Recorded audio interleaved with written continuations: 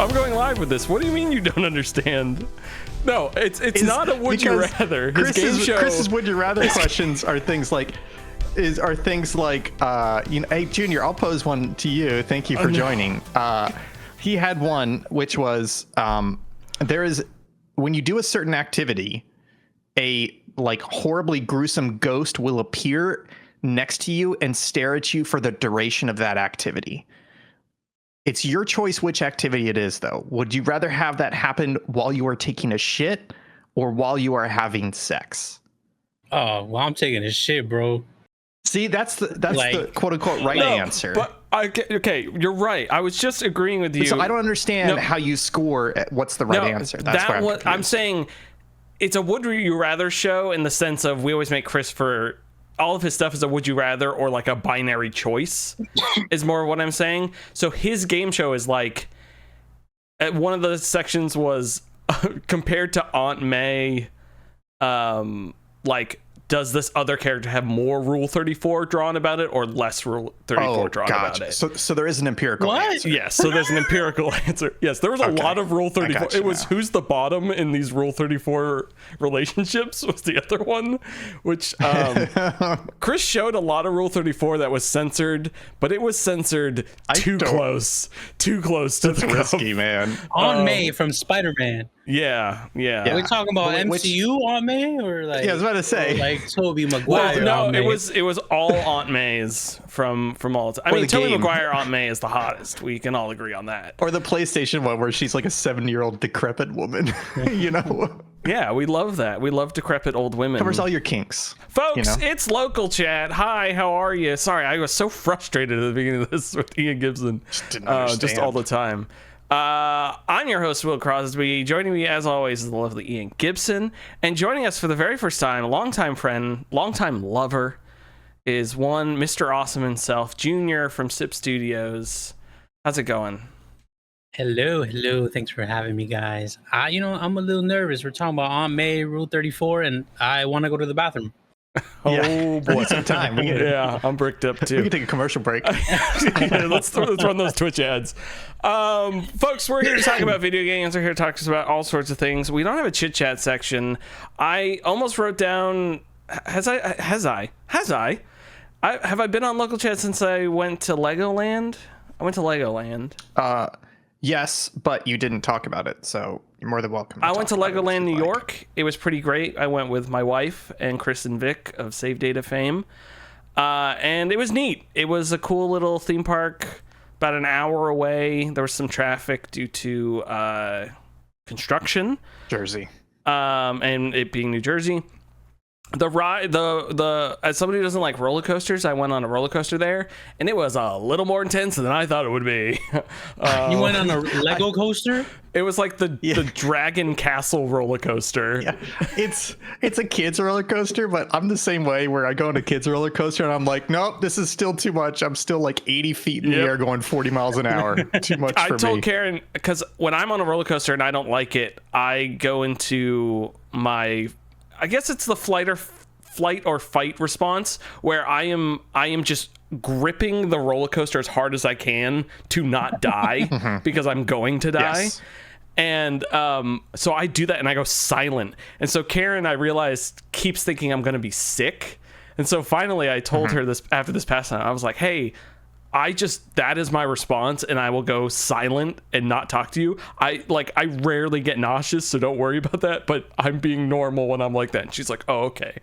It was a little more intense than I thought it would be. And the worst part is the whole like first 15-20% of that ride, you're just like dark riding through a castle. And then you go outside and up. So you're just like, oh, this is fun. Like you're inside a Lego castle. And then it's like, oh shit, there's still a roller coaster after this. Yeah. Which is a nightmare. Don't scream at all? No, I don't make a peep. I turn into a constant screamer because that's my method. I don't like it, but that's how I release the tension. Someone is literally just being like, the entire time. I hate to say I'm actually a groaner. On roller coasters, I was like grunting and groaning on Tron that Karen found out Jesus. in line that it accelerates to 65 miles per hour at the beginning, which is the fastest roller coaster currently. At Disney. And yeah, I believe at Disney, yeah. And she didn't tell me until we went on it. So yeah, that was tragic. The Guardians of the Galaxy one in Epcot was cool because your cart like drifts with the momentum.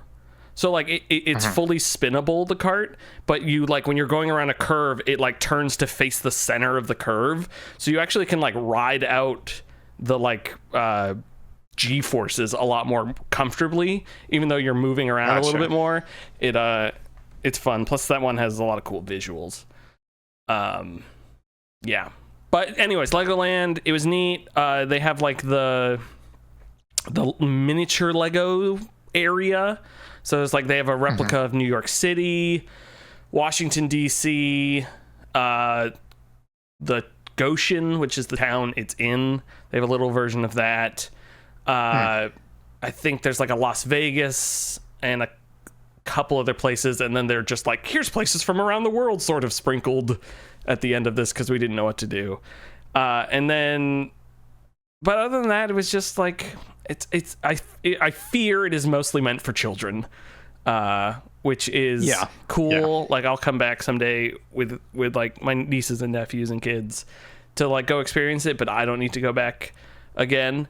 And then the one Lego exclusive I ended up with, or 3 Lego exclusives, is they sell the mini landers, which is their miniature scale for the cities. So they're not minifigures. That's cool. And they come in this like these little bags and with a scannable QR code to get the build instructions.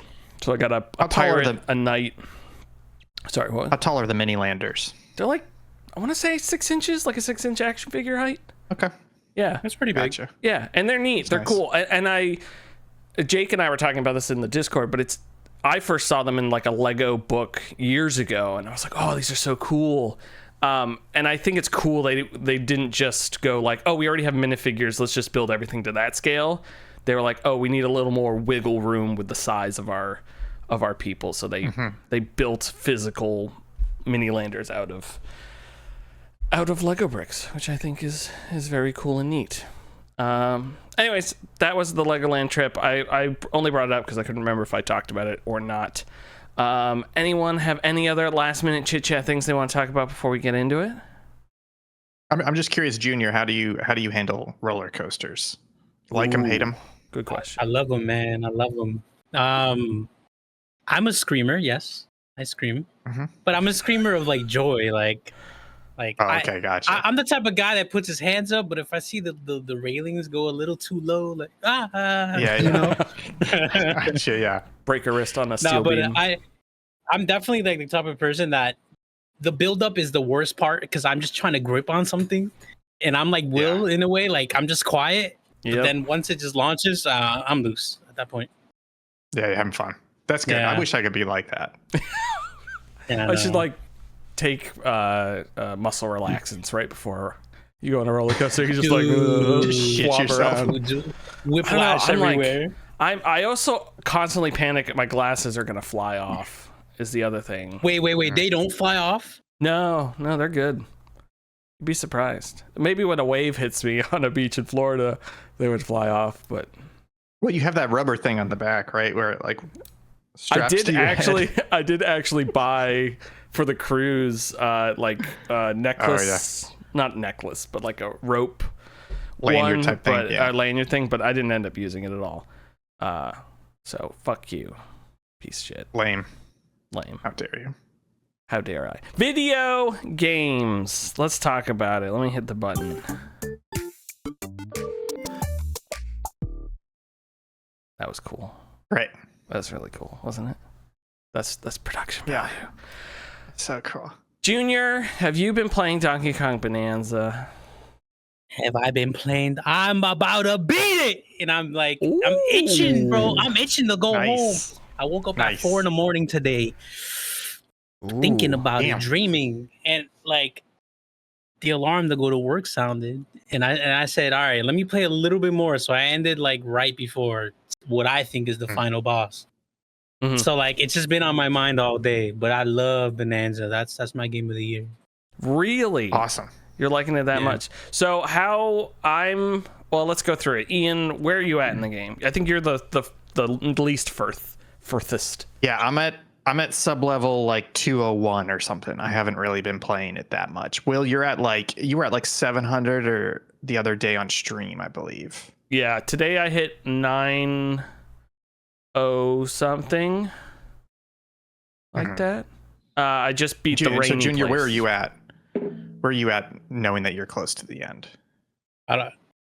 Can I say it? It might be a little spoilery because. Oh, are you in the core? Yeah, I'm in the core. He's Yeah, in the I'm core, in the core. baby. Okay, gotcha. I don't want to say the number. Oh yeah, don't say the. Okay, that's true. That's true. Yeah, I'm in the core. I'm in the core. But are you guys playing the game like just playing like straight through, or are you guys like side questing? Yeah, it's funny you mentioned that because that's kind of the trouble I've been having with the game is that when I play it, I enjoy the destruction so much that I want to destroy everything. But then every time I try and destroy it, I feel like I'm not doing the main path. And so I feel like I'm wasting my time. It's kind of like the dichotomy you have in like RPG games where you're like side quest or main quest, side quest or main quest. And you have to kind of dance between the two. But for me personally, I never get 100% satisfied. Like if I'm just doing the main quest, then I feel like I'm missing stuff in the side quest. If I'm just doing side quests, then I feel like I'm not progressing and I'm going to burn myself out.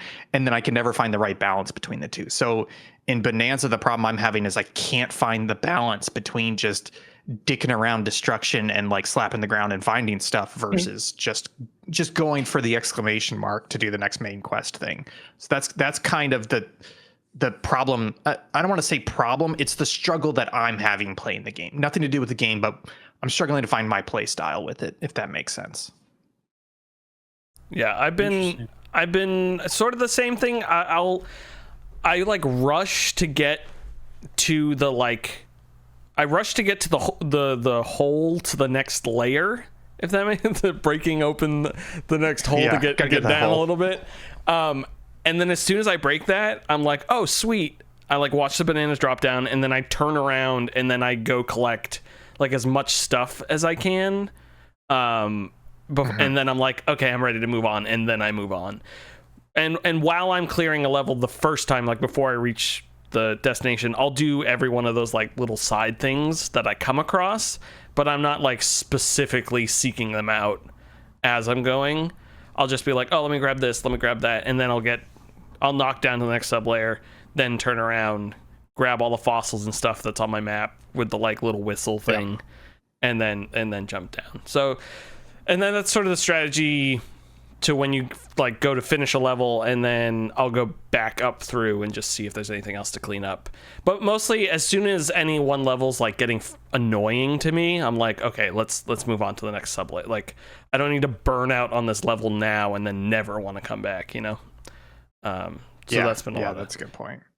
Junior, have you had, of the levels you've played, do you have any stand out to you a lot? Like, do you have a favorite so far, or are you still discovering it? No, I definitely do have a favorite. It's towards the end, and it's like as you progress through the game, you get your your Bananza transformations, but then it kind of just like mixes in everything you've learned so far. Like there's like a little roller coaster segment, and then there's like it just melts everything so perfectly, and it's food themed, and it's like it's done like so good. Like it's not just aesthetic, like it is part of the world, and you like I just love how it is, and it it's I'm really trying to dance around not spoiling anything, but let's just say salt has a lot to do with it. Okay, gotcha. That's funny because we know it's the Mario Odyssey team, and my favorite Mario Odyssey level was that food level. So okay, so when I was playing it, and I was going through it, I was like, wait a minute, this is the Luncheon Kingdom, but what it should have been, instead of just that weird cheese area with, like, it's just that, but next gen, basically, like Oh, that's awesome. I feel like I'm gonna go back to. I think this game as a whole like is better than Odyssey. Really? And Odyssey Wow. is like, yeah, and Odyssey is one of my favorite 3D Mario games. But this game is just the mastery of movement with DK, like off the rip.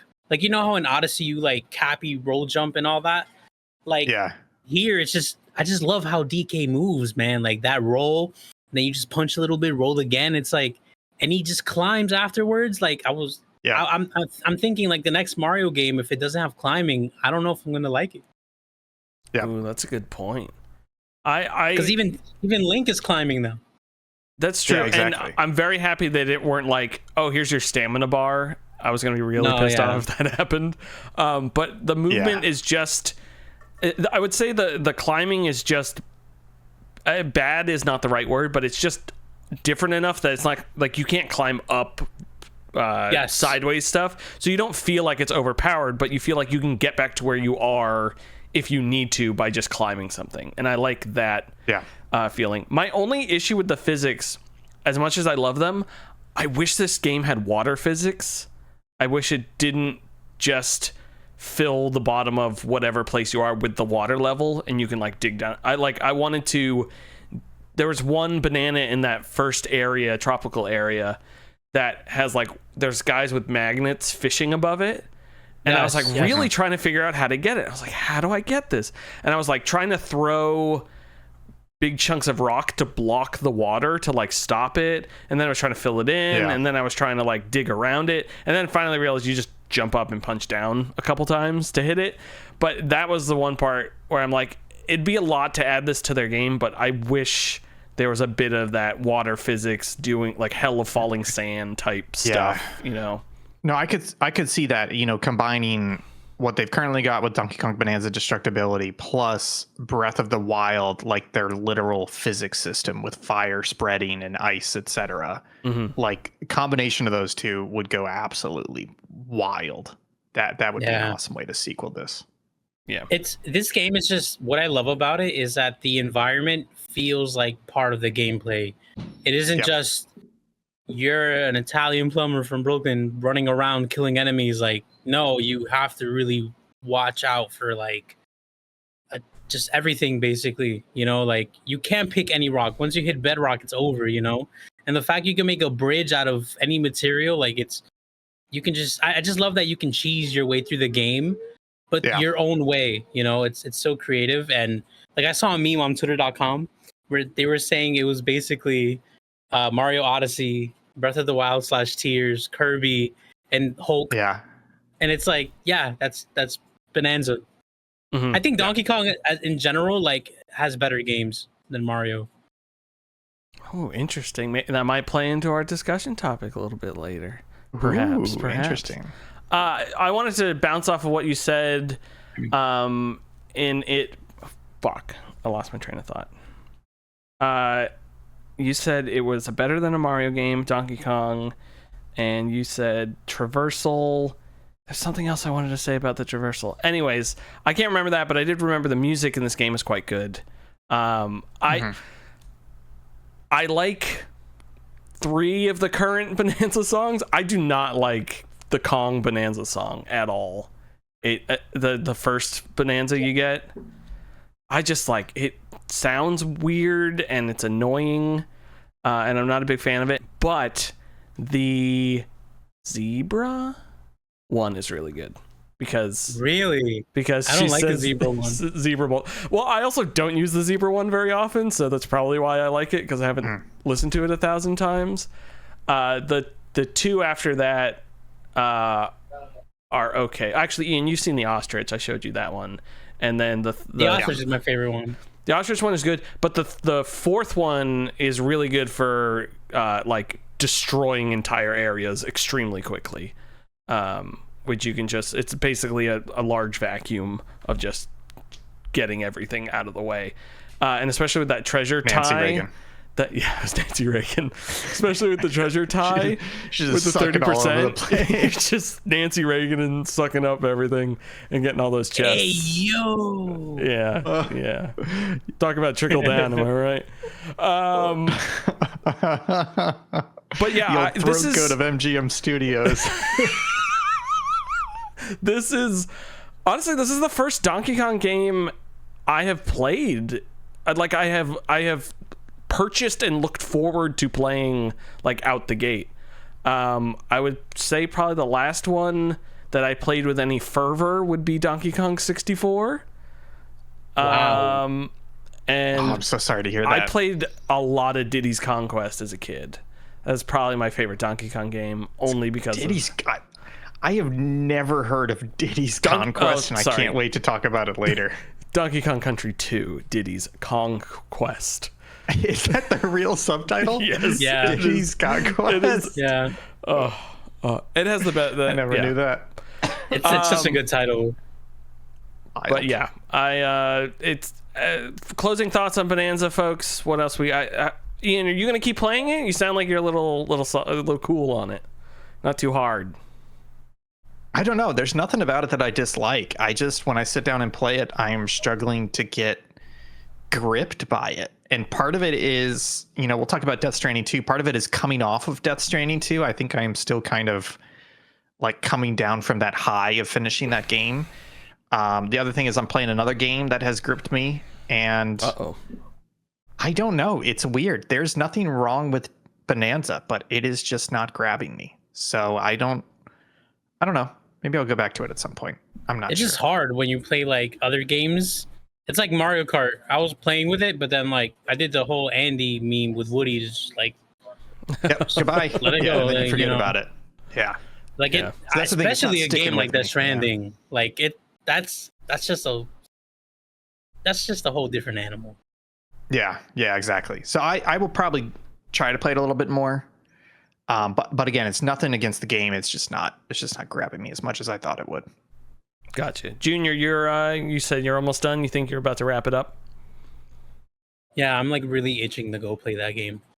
Okay, we'll try to wrap this podcast up as fast as possible. No. I'll talk to you however long you want. Okay, folks, you heard it here. We're going 24-hour local chat starting right now. Yes, sir. It's going to be great. I don't have to work tomorrow. Ian doesn't have to work tomorrow, and Junior, you won't be going to work tomorrow. So, I don't think I am, because tomorrow's my birthday. So, What? You didn't tell me that? I would have gotten the birthday local chat theme. Oh my goodness! My God, can I guess how old you are?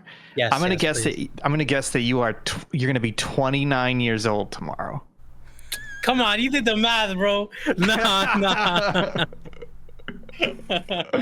I got it. Wait, how did you do that?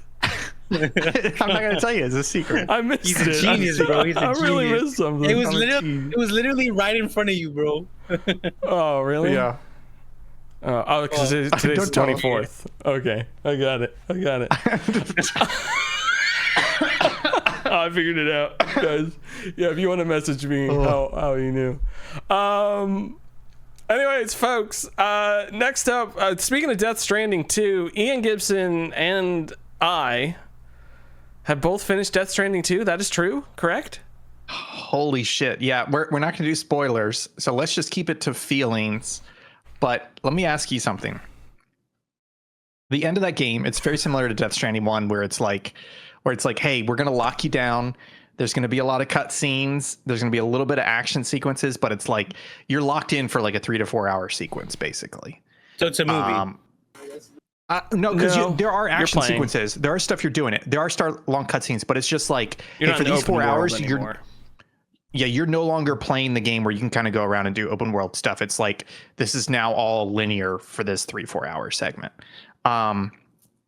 But holy shit, like that entire 4 hours, I kept pausing the game and taking screenshots and just like laughing and crying and just being like, holy shit, what an ending. Just across the board, it continues the trend. We talked about Death Stranding 2 being like an incredible sequel because it knows what the first game did well and it does more of that and better.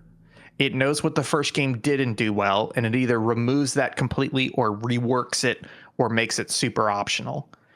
And the ending is exactly the same. Like 2/3 of the way through the ending of Death Stranding 2, I was having so much fun. And I had this random thought where I was just like, did I feel this way at the end of Death Stranding 1? And I was like, no, because I remember Death Stranding 1 during that ending sequence. I was getting frustrated because I was like, just get me through this. Like, this is a dumb fucking boss fight. Like, I want to finish it because I want to know what the end of the story is. But I fucking hate this boss fight and this sequence that you're making me do. And in this, it was the complete opposite. I did not want it to end. Death Stranding 2 in my head is just a perfect fucking sequel because it feels like they really did fix everything that was wrong, and they added so much new stuff, and all of it's incredibly well implemented. I don't know, Will, do you agree with me in terms of like the ending's very good, but also it feels like a perfect fucking sequel, like exactly what you want from a sequel? The last 3-4 hours of Death Stranding 2 is the greatest ending of any video game that's ever existed. It is it's fucking wild. So perfect. If you're crying 1 minute and then you're laughing at how hysterical it is, and then you're laughing with the characters and not at the characters. It's wild. I'm right there with you. You want to play Bananza? Yeah, it literally is. It's like post orgasm. It's like, I gotta calm down from video games for a bit because it was too good. There was a moment I don't know how many times I out loud said, "Oh, come on." Like, no, or like, no, like in a good way, like, no way. Yeah. Yeah. I would say the writing isn't the way the way everything is written in Death Stranding 2 is about the same as Death Stranding 1 with like Kojima. He explains everything. He names his characters the way he names characters. They do the weird interstitials and to explain things, all that sort of stuff. But the cohesion of the entire story of Death Stranding 2 blows Death Stranding 1 out of the water. It is there was no point in that story when it concluded that I had to go Google, like, what does this mean? What does that mean? Like, other than like things I might have missed about specifics of the world, which are probably in the codex thing, I completely understood what happened in the story, like to a degree of like what is happening, who the bad guy was, what this guy was doing, and all that sort of stuff. And it felt really good. I wept openly at the end of that video game. It was, yeah. I was also taking screenshots and recording it. There were just, I can't wait to talk about it more in depth because I was thinking we may need to do a spoiler cast because there's full sentences I could say right now that would make you not understand what art could be. It was wild. So I'm curious. I interpreted the end of the game one way, and I was seeing people on Reddit going the other way. And this is not a spoiler, but the people on Reddit were like, I don't think there's going to be a Death Stranding 3 because it wrapped itself up. I was seeing it the complete fucking opposite. Wait, right? Did they not? Like, is that a post-credit scene that people didn't watch? It's very explicit that there's. I don't think so, but there's something not even. It's towards the end of the game, and this is really not a spoiler because for the most of the game you are linking up Australia because they want to link up Australia to spawn another plate gate, which means another connection to another continent. And towards the end of the game, they say it once or twice where they're like, hey, we think there's going to be 3 plate gates that show up, which for me meant, oh shit, Death Stranding 3 may take place on like 3 different continents now instead of just Australia. So there's all these little things that they start dropping where it's like, I can't fucking wait for this sequel. But then I started people online be like, oh no, that pretty much wrapped it up. I don't think there's going to be a third one, which is crazy to me because it's not a cliffhanger, but it perfectly sets up a third game, and I can't fucking wait to play the third game. The DHV, I lost it. I have a screenshot. I'm sorry, I have a Junior. screenshot. You don't understand of that. any I have of a this. screenshot of that. But you need to play. We have to do a spoiler cast. We have to do a spoiler cast of this when Junior's done with it, or when Jake's done with it, or somebody else. We have to do a spoiler cast because I just want to talk about this game forever. Because it's so wait. I almost forgot it. Did you know Nintendo worked on Death Stranding 2? Yeah, they did. I did. Yeah, one of their mocap? studios pre-acquisition. Yeah. That's. I found that pretty cool. They should put it on the Switch too. The mocap's fantastic in this game too. Is it just on PS5? Yeah, it's just on PS5 for now. But the original game did come out on Xbox and PC. Yeah, so I think it's a year. It's usually a year. They can't say, but it's usually a year. Yeah.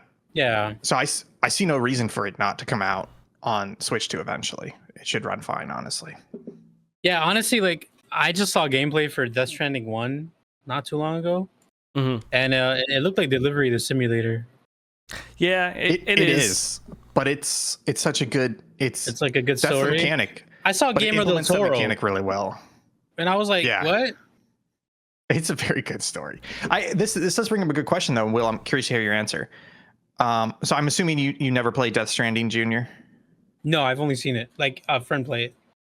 So I guess the question is, if somebody's coming in fresh, do you say play Death Stranding 1 and Death Stranding 2, or do you say just watch a Death Stranding 1 recap and then play Death Stranding 2? I see. I'd rather play the first one, because then I feel like I'd want to experience the game, because I know myself I'm gonna play 2, and then I'm gonna be like, damn, I want to go back to 1 after I finish 2. So Yeah, I'll be the type of person that finishes 2 and then goes back to 1 and then be like, damn, this feels old and clunky. Drop. yeah. If you want more emotional weight behind like characters simply because you've been with them longer, I think 2 will be a much better experience. But I don't think there's no reason you couldn't go into 2 without playing 1. Do they have a recap? You can watch a recap. You need the for story. Sure. Yeah, you need the yeah. recap though. Yeah. But also, to be fair, I don't know think- if I remember the story from Death Stranding 1 before I started 2, other than the But You Death remember Stranding the 1 feeling. Yeah, that's true. If you mainline Death Stranding 1, you can do it in about 20 hours. And it's not as bad as people remember. Will and I were talking about this, how when Death Stranding 1 was released, I was one of the people that said like, hey, this game is trash. But it's because it was literally introducing like all these new mechanics in like the subgenre of delivery. And so it was one of those things where it's like, oh, what do you mean I can't just run at full speed across this terrain without like stamina penalties or like tripping penalties? But once you get used to it and you accept that as a mechanic, the game becomes enjoyable. So it's one of those things where it's like Death Stranding 1 really isn't as bad as people like myself said it was on launch, and it's shorter. And it's still a really good experience. And then going to Death Stranding 2, I think it makes Death Stranding 2 so much stronger, coming from Death Stranding 1 and going, okay, that was an okay implementation. Holy shit, I can't believe how much they improved that core mechanic in Death Stranding 2. So for me, my recommendation honestly is, yeah, you got to play Death Stranding 1 first, but it's a smaller, shorter game. Just mainline it. Don't do any side shit. Just get it done.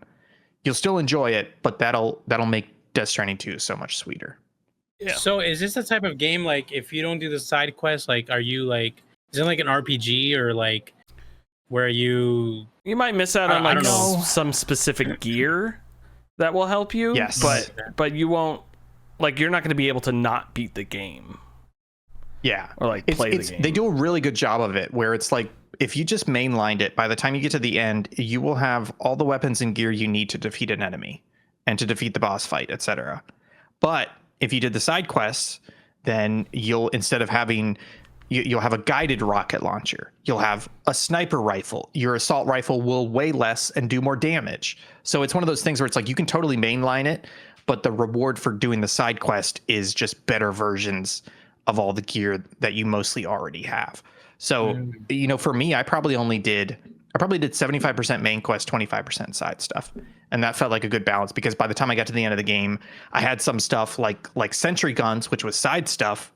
But because I had that, there were some boss fights that were like super trivial, because I just threw 4 of them out and it took care of everything. But if I didn't have those, I still could have done the boss fight. So it really is like it's not a requirement. You're not going to feel the need to grind at any point, but the side stuff does feel rewarding when you do it.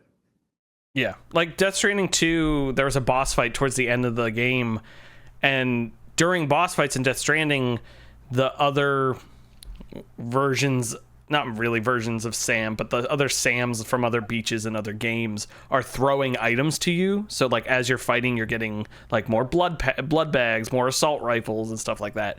And on one of the final boss fights in 2, people were I was picking up things that were getting thrown at me that were just items I never unlocked. So like I got like a quad missile launcher. I got like a bullpup, like a huge magnum gun. And I was like, oh shit, I never even found the person who unlocks this stuff, which I thought was really neat. So they definitely hold up a lot of that stuff. Yeah, that's the other thing that makes this game super unique, is the multiplayer system. So the way the multiplayer works, if you're not familiar with it, is basically as you're exploring this landscape, you're delivering packages, right? But you can build things like bridges and roads or build vehicles to make it easier for you. But the entire time, you're also coming across other players' vehicles and other players' structures that they have deliberately left behind for you. So, for example, like I got in the habit of wherever the DHV Magellan, which is the ship, it would park at certain places, and I would always build a generator right outside. So that way, if you got in your vehicle and you got out of the ship, you could immediately charge your vehicle and then go on a trip. That generator started showing up in other people's world, and by the end of the game, I think I had like 150,000 likes. And you get a like anytime somebody uses your generator, or they literally say thank you for building this generator. Like that's the way the multiplayer works. And like Will was saying, in a boss fight, when those guys are popping out of the ground and they're throwing ammo at you and stuff, it's other player names from the PlayStation Network, and it's so cool. Like it gives you this feeling of like we're all in this together and we're helping each other out. Like I'm gonna finish the road that you started, and then I get a notification that somebody else finished or like contributed materials to the road that I built, so it doesn't deteriorate. Like it's such a really good, warm, like cooperative feeling to the game, to the multiplayer, without it being filled with assholes, without it being too intrusive. It really does feel like you're rebuilding Australia with a team in the background supporting you the entire way. Mm-hmm. I didn't know it was online like that. That sounds interesting. It's incredible. It's so good. It's genuinely really neat. So with that being said, like let's say I play the game 20 years from now, I wouldn't get the same experience as I would today. So I think you would, because it's all asynchronous. So for example, every time I log in, I get likes for people that have used my shit when I'm offline. So I think they just have an algorithm somewhere that says like, okay, here's all the stuff that Ian has built, and we're going to pick this generator and we're going to make that generator available in this other person's game. So as long as that person logs in, whether I'm online or not, they will see my generator in that location.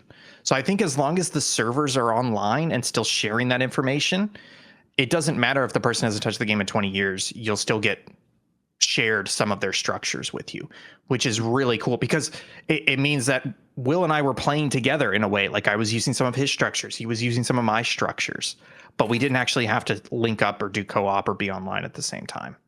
I dismantled every one of your generators I came across. I fucking hate you. No, I actually beat didn't. The shit out of you. I was, every time I drove up to a generator, I went, "Is it an Ian?" And then it would say your name. I go, "It's an Ian generator," and then I would charge it my vehicle. It's so good. It was fun. It's a really good game. It's currently my game of the year now. It was so incredible, especially as a sequel. And you had said this a couple times, Ian, as a sequel, it just fully stands on its own. So it's awesome. Go play Death Stranding 2. Go buy a PS5 and play Death Stranding 2, I guess. Or wait for the Xbox version in a year. Hey, can I go to a segue right here? Death Stranding 1. Can I go to a segue here real quick? I was thinking about this today. So if somebody came to you and they said, "Hey, should I buy a PS5 and or an Xbox Series XS?" We're 5 years into the generation, 4.5 years into the generation. Would you recommend it at, let's call it $500, basically, if you discount the budget consoles? Recommend a would PS5. You recommend this generation? Oh, recommend this generation. And or like, would you recommend like, hey, this is a good generation of games, you should get in on it? It's hard, right? It's a weak generation. I think I'd say get like a used PS5 and. Like what I did, I got a PS5, not at launch, but then I got a Series S to be like, all right, my Game Pass machine. Yep. Yeah, exactly. That's a good point. Yeah. Because it's tough. It's like, okay, if you really think you want to play these games, yes, you should get one of these. You shouldn't go back and get an Xbox One or whatever. But is it worth the $400, $500? No. Not really. It's tough. Yeah, it's wild this far into the generation that I would still have to say the old standby, which is look at the games you want to play, figure out how many of them you actually want to play, and if you get to 5 or 6 games that you really want to play, then get the console. Now hold up, because when I had a PS4, right, I had launch PS4, and then I got a PS5, and then it's unfortunate that till this day there's barely any games on it. Yeah. I took advantage of the fact that I never had a PS4 Pro, and then I started playing games like God of War 2018, and then I was like, okay, I have a whole backlog of PS4 games that I didn't really fully enjoy. So Yeah, I that's a good point. I would still tell somebody get a used PS5 Yeah. and enjoy the PS4 and PS5 catalog. Yeah, that's a good point. I'm curious. I'm just gonna Google it right now. What a used PS5 with disc drive is. Yeah, I do have a backlog of PlayStation games I need to get through. You know, I don't want to go on a tangent here. Isn't it crazy? We were talking about this, Willie. Like, isn't it crazy Sony can't emulate PS3? Oh yeah, it's wild. Like you made it. I know. Yeah. It's also wild. Like, and this isn't necessarily a Sony thing, but put Metal Gear Solid 4 somewhere else, please. Like, let people be able to play it somewhere. Okay, so Junior, I don't disagree with get it cheaper used. The problem is GameStop right now has a used PS5 with the disc, with the built-in disc drive for $446. So you save basically $53. Get a new and enjoy the warranty. Yeah. I mean, honestly, like, I don't know about you guys. I get my games digitally now. Yeah. You know, it's half and half. Like, yeah, it depends.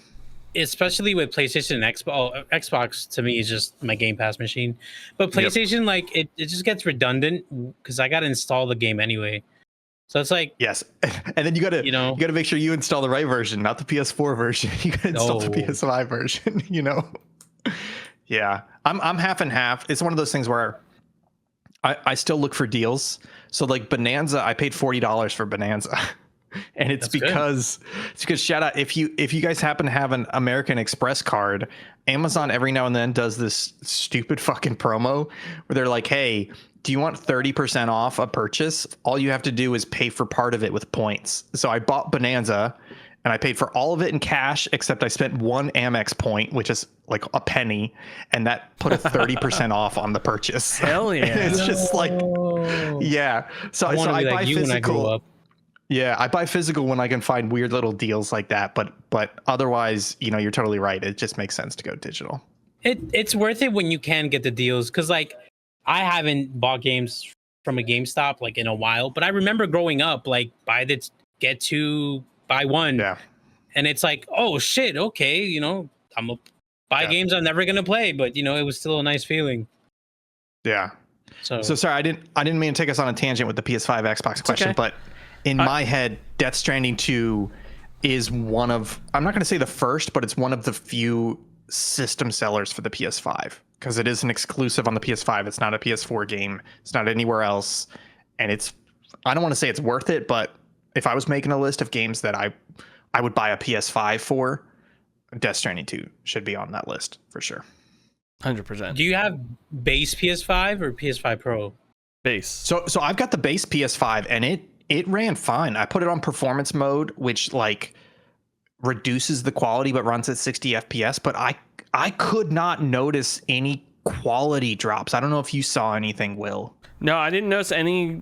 Like, I switched to quality, and quality runs at what feels like 10 frames a second. And so I was like, this is a nightmare. And so I switched back to performance mode, and I didn't notice anything. There was a little, like, TAA ghosting occasionally, which is the thing I hate the most. But people don't consider that an issue, so... it's still, especially the opening of that game is gorgeous. Yeah, that PS5 Pro feels like one of the most worthless purchases of the current generation because Death Stranding 2 is an example. So you can play quality at 30 FPS or you can play performance at 60 FPS. And then the PS5 Pro basically just lets you play quality at 60 FPS. And it's like, cool, how much is the PS5 Pro is $800, right? Sorry, I've got it right like here. 700, 800? It has to be 7. There's no way it's $300 I think it's 7. more. Fuck, sorry. We're Googling. This is the best part of the podcast when someone's Googling, and then everyone else has to kind of like talk and make sure there's stuff on there. I would say, it's 700. I would say like I never get the pro versions of consoles. Like not even Nintendo, honestly. I think what might push me to the edge is if like GTA 6 comes out and they're like, this is a 100%. massive difference. Like Yes. you know how in GTA 5 you're just in the clouds loading like for like a long time. Yeah. If I'm playing with my friends and I'm still in the clouds, like I'm getting a PS5 Pro. Like I'm giving away to a family member the base one. Yeah. I've had the same thing where I told Will this, where when Red Dead Redemption 2 came out on a normal Xbox and PS4 and PS4 Pro, it ran at like 25 frames per second. Like it had frames drops and it was not 4K. But if you had an Xbox One, it ran at solid 30 frames per second 4K. And then GameStop had some deal going on. So I literally upgraded to an Xbox One just for Red Dead Redemption 2. Oh yeah, the One X, yeah. And so I totally agree, Junior. Like if they came out and they said, hey, it's 30 FPS on all the consoles, but it's 60 FPS on PS5 Pro, and I'm going to play that game for 100 hours. Do I want to play that at 30 FPS or 60 FPS? I may upgrade to a PS5 Pro just to get that 60 FPS. Yeah. It just sucks because my fear is that they're going to be like, okay, PS5 Pro, and then GTA 6, and then like a year or two, PS6. And it's like, damn, I just got this, you know. And well, we are. If you go by a 7-year console cycle, we are a little more than 2 years away from 2027. We're 5 years in. Damn, yeah. Like we are at the end of this cycle. I've known Willie since the PS4 generation. Oh my god, damn. Ugh, that's disgusting. Are you guys excited for the PlayStation 6 and the Xbox, whatever the fuck they call it? The Xbox Series. Fuck you. Series, fuck you. Because that's the thing is like Death Stranding 2 is one of the very few games that feels like a true next gen game. Looks incredible, plays incredible, runs incredible. I understand why that's not on previous gen consoles.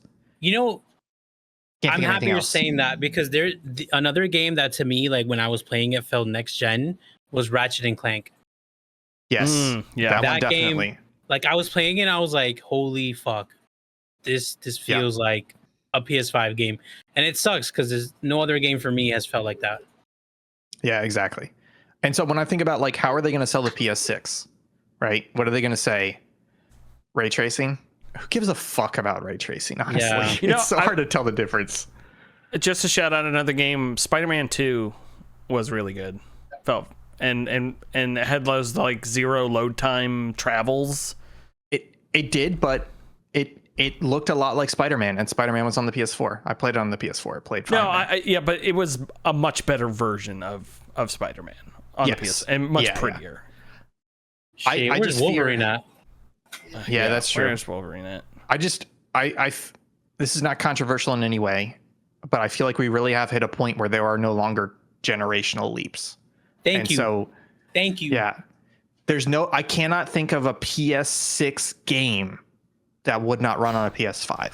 Like I cannot imagine it and be like, oh, it'll do this, this, and this because the current consoles can't do that. Half-Life current consoles can do 4K 60. If you pick the right engine, you have good fucking developers. You can do 4K 60. Plenty of games do that, and they look great. Do you think GTA 7 is a PS6 game or a PS7 game? It's a 7 game. It's a PS7 game. Yeah. 100%. Yeah. Damn. Because they skipped a gen with 6, right?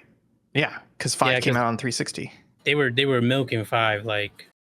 Yeah. And I remember I still have the money bag and Los Santos hat from the collector's edition of GTA 5. Actually, one of the boxes I store Japanese paper houses in is the GTA 5 special edition box, because I was like, I'm never going to sell this. Why do I need to keep the box in like pristine condition? I'll just shove shit into it. Use it as a box. But the money bag is a real money bag. Go ahead, Junior. A quick question. GTA 4 or GTA 6? Oh, it's 5, sorry. Ooh. You know, I'm gonna go 5 just because I feel like 5 had a long enough tail on it. I remember I enjoyed 4, but I never really enjoyed the multiplayer in 4, playing that with friends. And it was kind of one of those things where it's like I'm done with the game. Where at least 5, I'm not a big fan of online, but at least I was coming back for online. I was coming back for the heist, etc. I still love 4 though, but I would do 5 over 4. What would you say, Will? I have like 300 hours in GTA 5 just on the PC. I love 4 a lot. I played a lot of 4. I've never played the campaign of 4.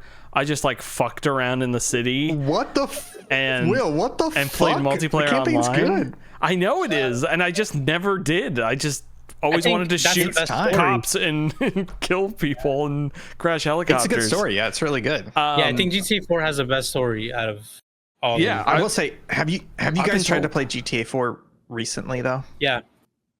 I tried to play it and the like skybox and fog. Like I was playing it vanilla. I didn't put any mods on it. It's kind of hard to go back to it. Honestly. What were you playing it on though? Like console or PC? I was playing it on console. Yeah, but console's I was playing it on Series X. No. I put it on the Series X. Isn't it like it's not 4x3 on the Series X, right? No. It's 16:9. But something's up with it. It's rough. It's rough. I played it on the Steam Deck, and it. Yeah, I could see that. Yeah. It felt like a PlayStation 3.5 game basically. I own it on PC. I could play it on PC. I was gonna say, well, you should play it on PC, but you should load the shit out of it with like graphics mods and everything. And then I should stream really it nice every day. Call it GTA Willie. It's like a 40-hour game, man. I mean, if you want to, you can. No, I'll see. The only problem is a good story. I'll have to wait for the winter because I don't currently, unless I had the AC running. I hate sitting up here and playing video games because it gets fucking hot in here. That's fair. And we can do winter. Yeah. Well, I'm not actually gonna stream the whole game. I guess I could stream portions. You already promised it. Yeah. Oh fuck. Oh yeah, Halucha's watching. But Junior, I think you said this, and I agree that the GTA 4 story is better than GTA 5 story. GTA 5 has great characters, but the story it just kind of waffles towards the end. It goes weird. Yeah. I know Great American Titties, Big American Titties. I know that line from 4 at the very beginning. Bellic, not Nico, Roman. Nico. America is like having a mother and a daughter, 4 big titties right in your face. That's the American dream, Nico. Yeah, that single player is great. I've played I want to say I played enough of that campaign, but yeah, I never finished it. So maybe I'll go back at some point. And maybe it might get re-released. It might get re-released. That's the other thing. I've heard murmurs. But then the last remasters they did were terrible because they outsourced. Perfect. What are you talking about? They were great. So, I had COVID and I played through all 3, and I never in my life want to touch GTA 3 again. Yeah. I haven't played any of those games. I played a little bit because I was working at GameSpot when those came out, so I had to record a bunch of shit for comparison videos. But other than that, I didn't play them at all. GTA 3 was not. No, put that away. Yeah, it's a bit too old. Yeah. Moving back from our tangent. Sorry, coming back into the harbor that is local chat game section.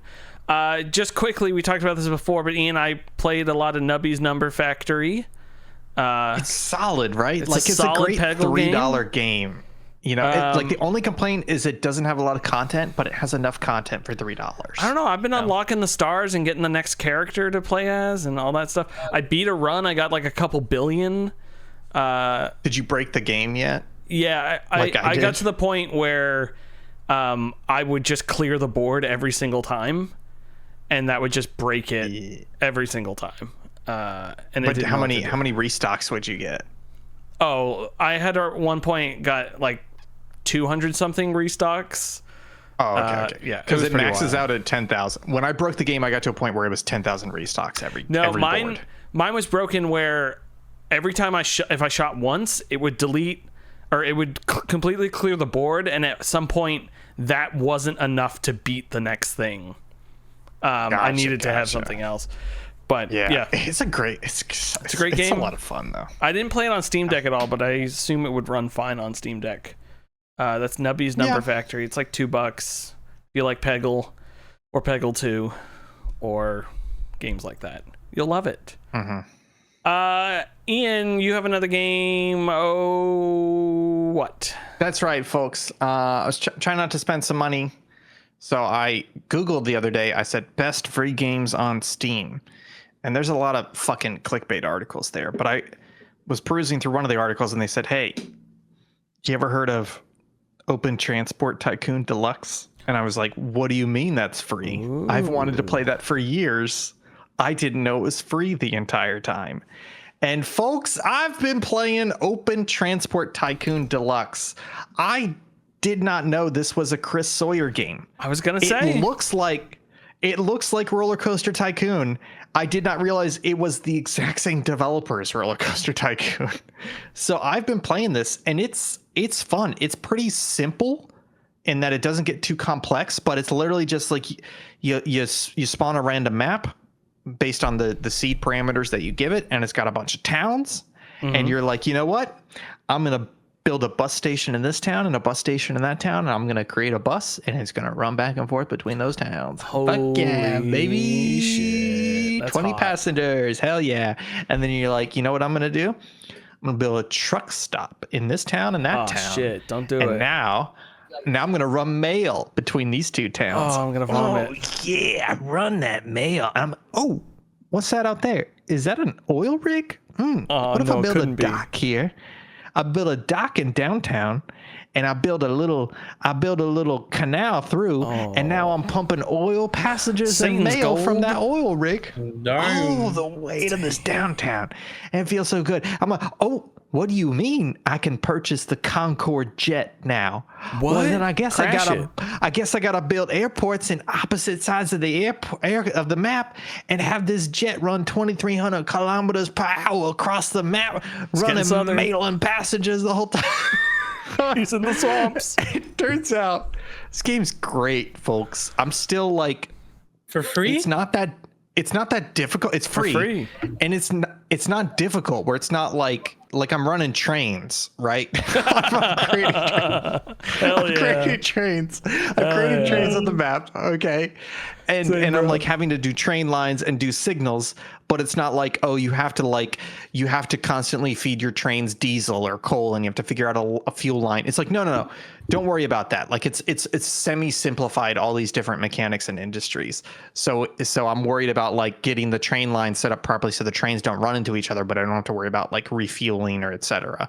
And there is maintenance, but when they break down, they just stop for 5 seconds and then they fix themselves, right? So it's not like they have like half the mechanics and they're well implemented where they're like they impact the gameplay, but not in a way where you have to completely learn the system to get it to even work properly.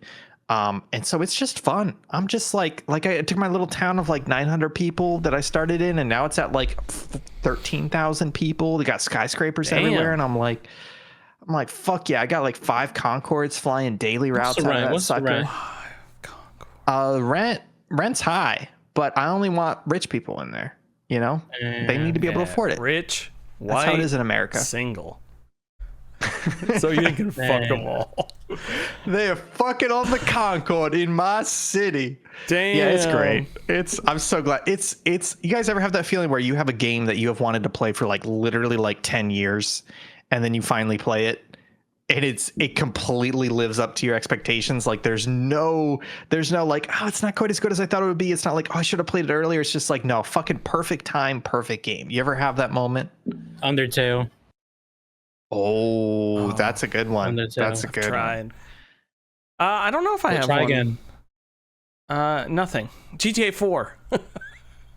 GTA 4 when Will finally plays it. Yeah. Will finally plays my friend, my friend's gonna be like Ocarina of Time. Honestly, actually. Oh, yeah, I did. I played Ocarina of Time in like 2015, and I loved it. I would say Ocarina of Time is one for me because while yes, I was alive when the N64 version came out.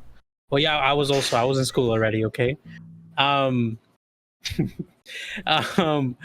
I didn't play Ocarina of Time till the 3DS version came out. Damn. Same.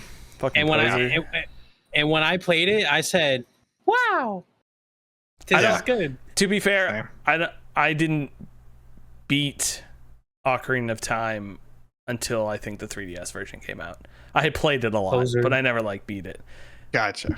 No, the game I was gonna say is Shadow of the Colossus and Eco. I bought a PS2 from like a garage sale, and those two games, among other games, and I was like, finally I can play those. And to some extent, they're not great games, but they did live up to the hype. Was the Uncharted games.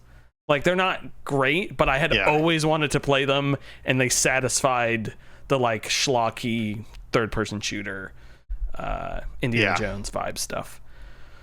That's I played Uncharted 1, and I got pretty far, I'm not gonna lie, but then like it got too glitchy for me, and I was like, I kind of want to play 4 now. 4 is really good. 4's too long in my opinion, but A, I don't know what you would cut, and B, it's a really good game, but it is too long of a video game.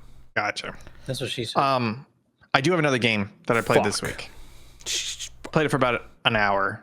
It's recommended to us by Sibylla from the community Discord. It's called Sudokovania Digits of Despair. Will, did you take a look at this game? Oh, you know what?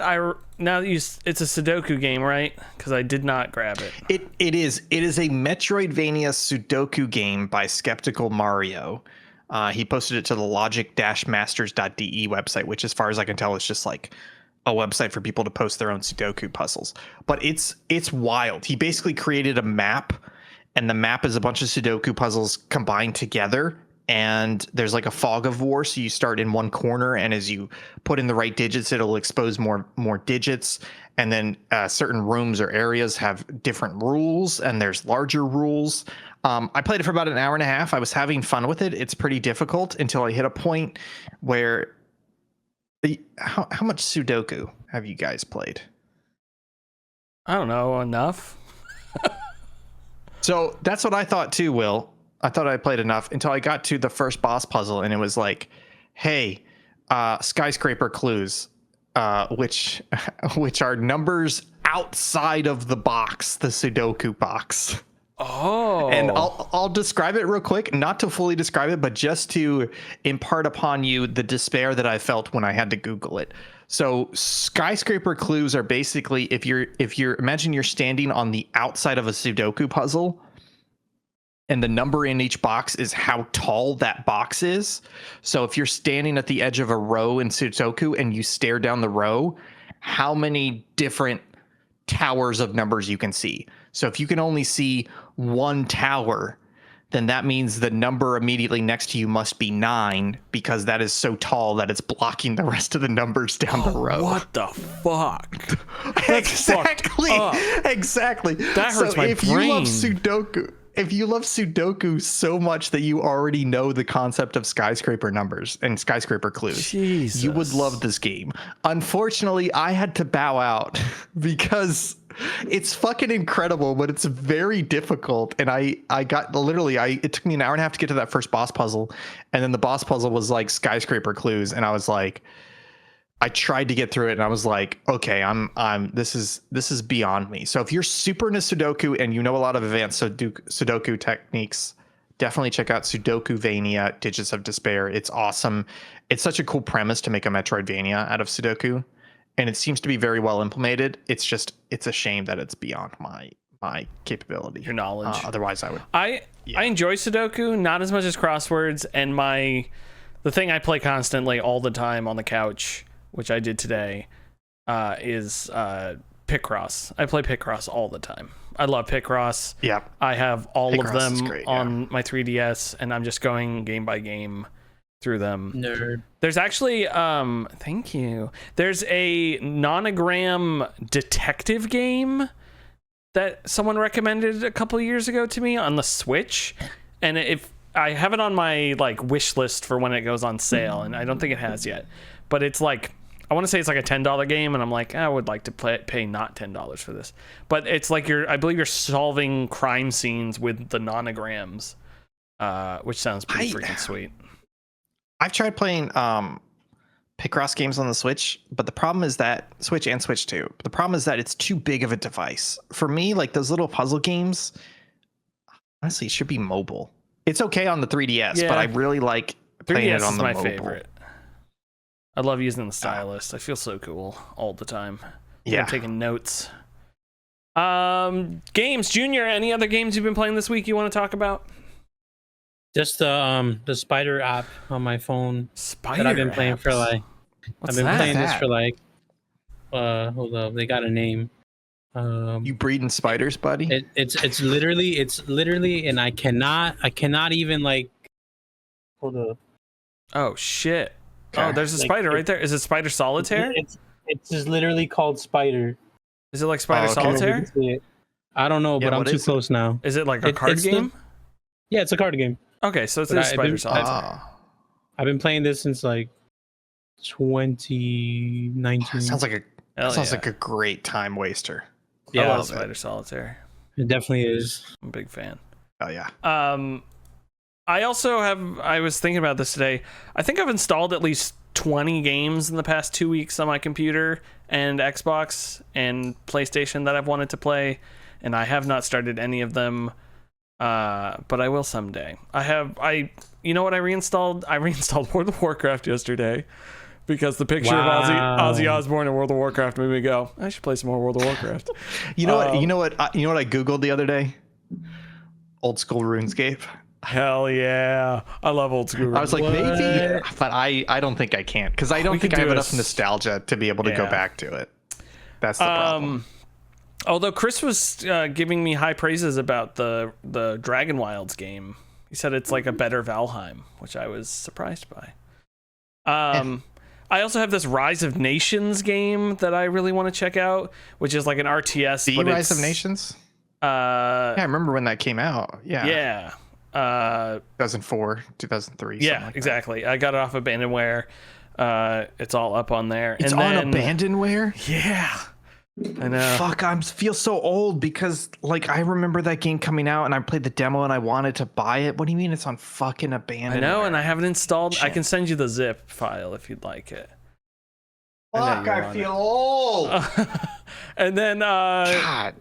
I had been playing through StarCraft 1, and then on one of the Next Lander podcasts, they were talking about StarCraft 2, so I also installed StarCraft 2 because I was like, I love StarCraft 2. I should beat 1 and then play 2. There's too many games, folks. Mm-hmm. Oh, and fucking Command & Conquer Red Alert I never played, and I was like, oh, I should play that. And then Warcraft 1 and 2, and I haven't finished 3, but I lost my save in Warcraft 3, and I'm really pissed off about it because I don't feel like replaying the first campaign.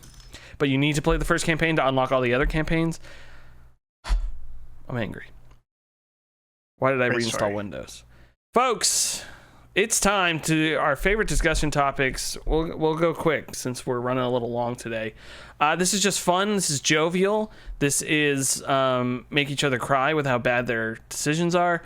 We're going to talk about the Donkey Kong franchise, our favorite Donkey Kong games. Mostly because I haven't played a heck of a lot of them, and I want to learn what people's favorite Donkey Kong games are. Because I would like to know. Who wants to go first? Who wants to talk about their favorite Donkey Kong games? I'll go first. I'm in the same boat. I have not played a lot of Donkey Kong games. I'm not a big fan of side-scrolling platformers, so I never really played Country or Country 2. I never really played 64. I do remember having fond memories of. There's a Donkey Kong racing game on the 64, right? Diddy Kong Racing. Diddy Kong Racing. I do remember having fond memories of that, and I've thought about going back to that.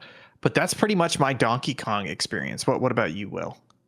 My Donkey Kong experience, definitely Donkey Kong Country 2, Diddy's Kong Quest. I had that growing up. I've played a lot of it. I've never beaten it.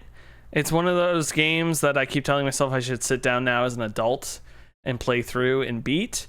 It has one of the best video game soundtracks that's ever... I mean, those three games combined have collectively some of the best music ever. Did I tell you, just real quick to cut in, did I tell you that last year I went to my sister's house and her niece and nephew were there, and they're like, I don't know, 2nd grade and 6th grade or whatever, and they were hanging out back with some neighborhood kids. So there's like 5 kids on the back patio, and they have their Switch hooked up to the TV, and they're playing Donkey Kong Country on Nintendo Switch Online. And I was just like, There's hope. are you guys playing Donkey Kong Country? And they're like, yeah, we keep trying to beat it. And I'm like, what? Why? Not in a bad way, but it's just they keep playing like Roblox and Fortnite. And I was just wild to me to see them playing Donkey Kong Country. And it felt so good to see that. I'm gonna say this real quick. I just want Nintendo to put their whole catalog on Nintendo Switch Online. Yes. Or at least Like, release nice. it faster. Yes, like instead of every 2 years a console, like, you know, next year I kind of want DS games. All right, I'm gonna drop it now because I could go on for a tangent. I can finish this quickly. Donkey Kong Countries 2 specifically. Excuse me, I get very emotional. And then Donkey Kong 64, I played a lot of as a kid, not realizing it's a terrible video game. It also, like, I think we had bought the cart from like a Blockbuster or something because it had someone else's save on it. I think it still has someone else's save on it. Wild. And then the only other Donkey Kong game I have played outside of those two, well, other than the original arcade, which I like to play whenever I'm at an arcade that has it, because it's a pretty fun arcade game, the original Donkey Kong. But outside of that, what is the name of it? Tropical Freeze. I have played maybe like an hour of. I tried to play it co-op, and that game is one of the annoying co-op games where you're on the same screen with the other person, and you. I get really frustrated with people in co-op games, especially when they're on the same screen as you, because like I get very impatient and I try not to be. But that game made me blow a gasket, so I've never been back to it. And then Bananza. Junior, favorite Donkey Kong games. Number 3 would go to Donkey Kong Country 2 Diddy's Conquest. Hell yes. It's like it's super good, and it honestly carried DK a lot until my number 2, Tropical Freeze. If you play it by yourself, yes, it's a really good game. Okay. With amazing swimming, and it's like the difficulty is really super fucking good. Okay. And honorable mention, Country Returns. You know, it was okay. It was good. Did that just come out to the Switch too? Yeah. Okay. And then, you know, Bananza, bro. Bananza's number 1. Really? I could see it. It's very good. I'm a Bananza stan. What can I say? I'm a Bananza stan, bro. Damn. I love the Bananza. You guys went to the store on that Friday, right? Yeah. That's awesome. I wanted the bandana. Nice. How much was it? Or was it not there? It was there, but we were late. And they didn't want to give it to us. Those fuckers. Yeah. We got there the event ended at 7. But we got there at 6:30, and they were like, no. Bastards. Absolute bastards. I'm so sorry. Yeah, Actually, I'm going to write a strongly worded letter. Thank you. I want my bandana. Dear Mr. Mario, I love you. You smell great. Big cake. Great. There's a discussion topic. Those are our favorite Donkey Kong games. I wasn't expecting much more of that. You know, I was thinking, and I wanted to discuss this with you, Ian, but I was thinking Nextlander on one of their Ramblecasts while they were away did the best 25 games of the current century. So 2001 to 2025. Actually, I think they did 2000 to 2025. And I thought we should do something like that, but do like roll a random year and then we pick a couple games each, and then like discuss it or something like that. But we might. It's sort of like the Subpixel rating system 2.0.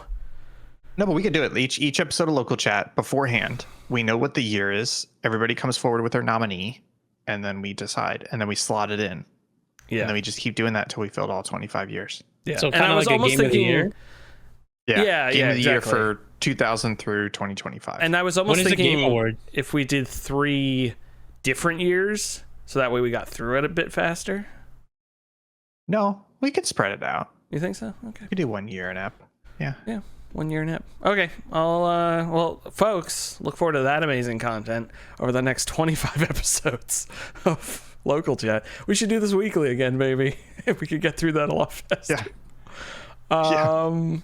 That's it for the discussion topic. That means it's time for the news, which means I get to play the news theme. Here it goes. Time for the news, gaming news. We're gonna talk about video games. Stuff of these folks. Ian Gibson, our lead reporter, did absolutely no research this week, so I pasted two things in here today. It's also partially my fault because I had not named these episodes yet. So I did check the Google Drive legit about 6 times in the past 2 weeks trying to add stuff in here, and then it was not created, so I never added it. But one of these looked like they were added today. Yes, definitely added this morning. Yes, I know added that for all of them today. Well, because I hadn't renamed them, so I renamed them. So go fuck yourself. Will, I believe you put an article in here about itch.io and Steam pulling some not safe for work / adult game support. Is that correct? Yes. The larger story here is an Australian company or Australian, I don't know, a bunch of shitty people collectively. I believe they call them cunts down there. Yes. Some Australian cunts decided they wanted to call MasterCard and Visa and complain about the fact that people can use their MasterCards and Visas to purchase not safe for work video games on both Steam and now itch.io, which has caused Steam to ban certain tags on their games, as well as itch.io has now de-indexed a bunch of not safe for work content. They've de-indexed all adult not safe for work content on their browse and search pages. And honestly, these people seem really shitty about this. One of these little fucking bands of people. They also admitted it only took them 1,000 calls to make this happen, which people said, hey, here are the numbers to Visa and MasterCard. Let's do more than 1,000 calls. And call them back. And I believe also the I don't know the name of the committee, and I'm glad I don't remember it. They were like not kicked off, but they've blocked themselves on Blue Sky and Twitter now because people are complaining at them so much. Yeah. This is basically, I don't know, attack on free speech, censorship, however you want to put it. In my opinion, art and stuff like this that artists create, like Steam was one thing, but like itch.io, which is just like an indie, like whatever you want on here, like here's my art, go play it. Go after the payment processor is such fucking bullshit because first of all, there's nothing illegal about this, right? So these are not illegal payments. It's not like these are payments for illegal drugs or illegal services like hitmen, etc. It's going after the payment processor. And then the payment processor is then turning to Steam and itch and saying, we're going to turn off your ability to process credit card payments unless you deal with this moral issue, which is fucked.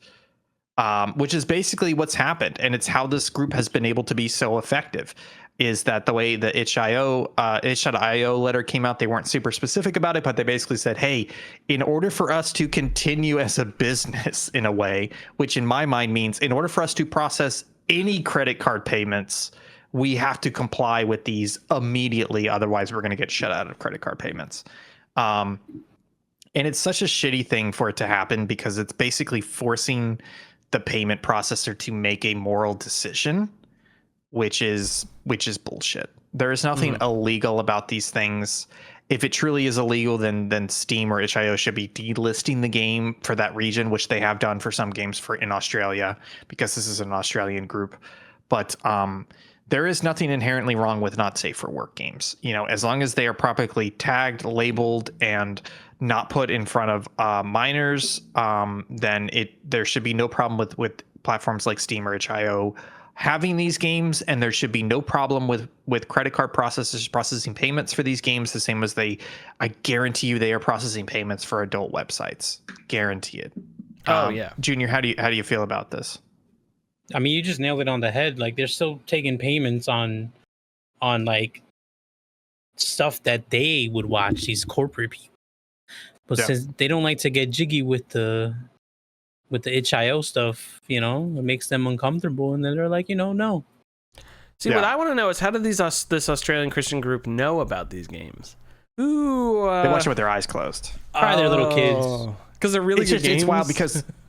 Yeah, because so the group has said that they targeted platforms like Steam, etc., because they were, quote, profiting from rape, incest, and child abuse, end quote. which Damn. is it's a little wild to me because just going back to these credit card companies processing payments for adult websites, which I guarantee you are going to have like rape or non-consensual content, not actual rape, but they will have rape play content, or they will have incest play content. They probably won't have child abuse content, but I guarantee you they will have barely legal I turned 18 yesterday content. So it's like they are demonizing these fetishes and saying you should not process content for these fetishes, process payment for them, but at the same time they're specifically targeting games. Which is ridiculous when there's a much larger industry that profits off of this. Not that they should be going after them anyways, but it's ridiculous. I mean, on the same page, movies, any movie that has any sort of that content. And I was thinking there's award-winning good video games that deal with these topics that aren't being touched at all. Like, does Last of Us have a rape scene? Oh, Last of Us has, I believe it does have a rape scene. Detroit has child abuse. It's not child sexual abuse, but it's child abuse. Yeah. So it's like, where are we stopping? Like, what are, like, how overt do these topics have to be that now, like, and you know, I don't throw this around lightly, but I do think you're right, Will, where this is censorship of certain topics, where the idea is that we do not trust video games to properly deal with rape, incest, and child abuse as topics, which is a fallacy. You know, video games are an art form. They are more than capable of dealing with these topics in a serious and critical manner, and to fully explore the complexities of them the same as a movie would or a book would. Yeah. So for this group to basically say, you know, it's either, hey, these topics are taboo, which is bullshit and censorship, or we don't trust video games to cover them properly, which is belittling of an entire art form. It's just such fucking shit. And there's definitely people to be blaming here, but honestly, for me, the biggest group to blame are the payment processors. They should not have bowed down. Yeah. Fuck them. Agreed. They should not have bowed down. I was just gonna say, when you're saying that, mouthwashing last year, I didn't like that game that much, but it did an incredible job at tackling difficult subjects like that in a cool and interesting way. So yeah, fuck them. Topic number 2 I put here was just the June 2025 video game market highlights from Circana. This is put out by Matt Piscatella on Blue Sky. He's a market analyst for video games. He's a fun follow on wherever you follow people, because he talks about like being in boardrooms with suits, and they're like talking about all these like subjects like the economy or like buildings or like war and stuff, and he'll be like, so video games are up this month, and like it's just very, very funny. But this was Nintendo Switch 2 debuted as the fastest selling video game hardware device in US history, while consumer spending is both video game hardware and accessories reached a new all-time June record this year. Yes. I do think just to cut in here, because go ahead. June was the launch month for the Switch 2. So of course, June to June, you know, this graph has June 24 versus June 25, 2024 versus 2025. And there's a 249% increase in video game hardware sales, 29% increase in video game accessories month to month over those 2 years. And it's like, yeah, of course the Switch 2 came out. What's crazy is looking at the right-hand side of that screen. Total video game sales June of 2024 year to date versus 2025 year to date, down 2%. Video game content, which is video games and microtransactions, down 3%. Video game accessories, down 5%. The only thing that was up was video game hardware is up 17%. So according to last year, we're actually slightly behind video game and video game accessory sales, even with the Switch 2 launch. It's crazy. That's a little concerning. Yeah. Well, you got to think about it. The Switch 2, it's $500, right? Mm-hmm. So a lot of people don't got it like that to be buying accessories and whatever the case may be. Like we've, you know, the Switch 1 and, you know, the PS4, the PS5 base $400 one. Like, let's talk about Switch more. That it's more of an easy sell. Like, that's a console you always buy accessories for, you know, because they're just a little bit more affordable. Yeah, that's a good point. I went to I went to the Nintendo store on Friday, and I was looking for accessories, and like they didn't even have. So it's like, really, I don't even think they made enough yet. That's surprising. 'Cause I wanted like a satchel case, and they're like, no, that doesn't exist yet. Damn, that's wild. I also want a satchel case and a nice. I bought a shitty like case, zip case for my Switch 2, but I want to get a nicer one. At the bottom of this, they have the top 20 best-selling premium games. Don't look at it if you haven't looked at it yet. Number one, what do you guys think number one for June was? I accidentally looked at it. At least number one I looked at. Damn it. What do you think was it? June, you want to guess what was number one? Elden Ring? Night Rain, yes. Elden Ring, Night Rain. Oh, Night Rain. Number two on the list, a game we talked about June tonight. Mario Kart World?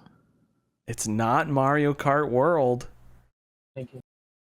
Death Stranding 2? It is Death Stranding 2, which is what's the number on that? There's no number. It's just ranked. Okay, gotcha. Number 3 is Mario Kart World. Number 4 is Call of Duty Black Ops 6, which was number 5 last week. Number 5 is Stellar Blade, which was number 185 last month. I think they came out on PC or something like that. Yeah, I think you're right. And then the rest of these are just... the only other new one on here is Rune Factory Guardians of Azuma, which is number 10. But everything else on here, Forza Horizon 5, Minecraft, Grand Theft Auto 5, Split Fiction, Elden Ring, NBA 2K25, Red Dead Redemption 2, like Cyberpunk's on here at number 18. But it's got re-released on Switch. Yeah, that's why, because it says 427 last month. So that's why it rocked. So I'm just looking at this. This is physical and full game digital. So it's not like this is the game made the money on content off to the side, etc. Minecraft is number 8. That's people purchasing Minecraft. And it was 7 last month. That shit is sticking. That's the oldest game on here, crazy. right? Well, wait. The movie just came out. That's true. The movie's on streaming. The movie's on like DVDs. Like, but other than GTA, that's your point. When did Minecraft hit 1.0? 2011, 2012? I mean, Survival came out in like 2010. Yeah, I know Alpha and Beta were 2009. I think. This is by far the oldest game on here, though. You're right. Because Grand Theft Auto is 2013. But I'm trying to think if there's anyone else older. But I think... 5, yeah. Oh, no. Oh, yeah. Oblivion, technically, it's the remaster, but... 2006. It's a remaster, yeah. That's crazy. But look at that Oblivion remaster sales. That's a Game Pass game. Yeah. And it was number 4 last selling. month, too, and it's still selling. That's very cool. Easy. That is the news section, folks. And that is the show. Our winner tonight. It was Junior. He won. Congratulations. Oh, hey. You just won a free blowjob from Ian Gibson. Next time I'm up there, buddy. Hey, yo. And he'll walk up to you and he'll blow softly on your cheek with his mouth. That's they call me Slappy Joe for a reason. Sleepy Joe, more like it. Remember that time you fell asleep? It takes a while. I take a nap. Take a nap in between. Junior, thanks so much for being here. It was lovely to have you. Do you have anything to plug? Plug all your things. I would like to plug Willie. Yeah, and too. Ian at the same time. All right, thank you. No, seriously, thank you for having me on. I hope I come back, I hope so too. Yeah. We'll see your scores. Hey, yo, ratings the lowest. Yeah. We got a focus group out back. We'll check in with them. Yeah, they're writing down. Behind that Pikachu is like a whole camera in his eyes, bro. Yeah. No, I make content on YouTube, Nintendo content, ranking videos, top 10s, live streams. I do Mario Kart World Wednesdays when I feel like it. Hell yeah. I stream with viewers and stuff. I rebooted, thanks to Willie, a group Twitch channel called The Multiplayer Show. where we play multiplayer games on in a studio, which I'm pretty sure I think Ian was there too.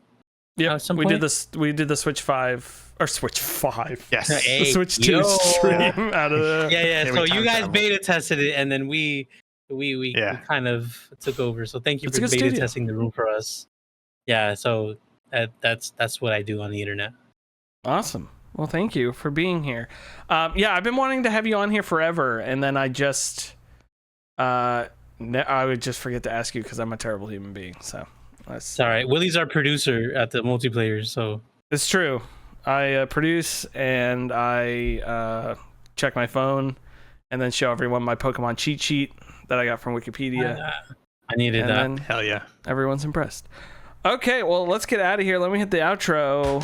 Folks, thanks so much for tuning in. A lot of people in the chat today. There was one, Sibylla. Thanks for being here, Sibylla. Halucha was here. Harold. Oh, is that Gamer Harold? That's not H-Bomb. That's Gamer Harold's a different Gamer Harold. Correct. Yes. H wasn't here because he hates me. Mr. Awesome was in the chat. That's crazy. That's so crazy. Oh, yeah. Halucha was in the chat. Did I already say that? And everyone else. Also, happy birthday tomorrow, Junior. Thank you. You're gonna be 21. Barely legal. I wish. I wish. We will be back this weekend. I think we're doing the watch party this weekend at some point. But I'm not sure. Saturday, 8 p.m. Eastern time. Saturday, 8 p.m. Eastern time. I will be in Timbuktu. Bought my flights yesterday. We'll be back next week with more content, more Resident Evil, more stuff, and everything else. Bye. Bye.